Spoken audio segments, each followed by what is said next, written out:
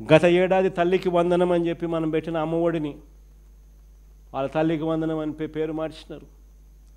గత ఏడాది పూర్తిగా ఎగరగొట్టేశారు. ఎంతమంది పిల్లలు ఉంటే అంతమంది పిల్లలకు అని అన్నారు. చివరికి అక్కడ 30 లక్షల మంది పిల్లలను ఎగరగొట్టేసినారు. 15,000 కాస్త 13,000 అన్నారు. 13,000 కాస్త తీరా ఎంత ఇచ్చినారని చూస్తే కొందరికి 8,000, కొందరికి 9,000, కొందరికి 10,000. నిజంగా బాధ ఎక్కడ కనిపిస్తుందనంటే, నాడు నేడు అనే గొప్ప కార్యక్రమం ద్వారా మనం రూపురేఖలు మార్చే కార్యక్రమం మనం చేస్తే, ఆ నాడు నేడు పనుల ద్వారా ఆర్ఓ ప్లాంట్లు ఎక్కడైతే పెట్టారో ఆ ఆర్ఓ ప్లాంట్ల నిర్వహణ కూడా వీళ్ళు సరిగ్గా చేయక కురుపాంలో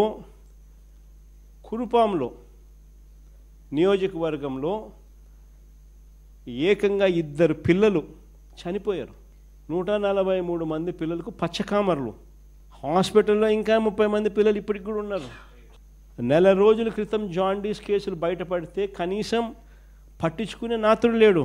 ఎక్స్ఎమ్మెల్యే మన కంటెస్టెడ్ క్యాండిడేట్ పోయి ఎందుకు పట్టించుకోవడం లేదని చెప్పి నిలదీస్తే తప్ప. ఫీజు రీయింబర్స్మెంట్ చూస్తే జనవరి, ఫిబ్రవరి, మార్చికి సంబంధించి 2024 జనవరి, ఫిబ్రవరి, మార్చికి సంబంధించిన ఫీజు రీయింబర్స్మెంట్ ఆ త్రైమాసికానికి సంబంధించింది మామూలుగా ఏప్రిల్లో వెరిఫికేషన్ చేసి మేలో ఇవ్వాలి. ఎన్నికలు రావడం, అక్కడ నుంచి పోస్ట్పోన్మెంట్ జరిగితే 2024 జనవరి, ఫిబ్రవరి, మార్చికి సంబంధించిన క్వార్టర్లో త్రైమాసికాన్ని నుంచి మొదలు పెడితే ఈ సెప్టెంబర్ దాకా తీసుకుంటే 7 త్రైమాసిక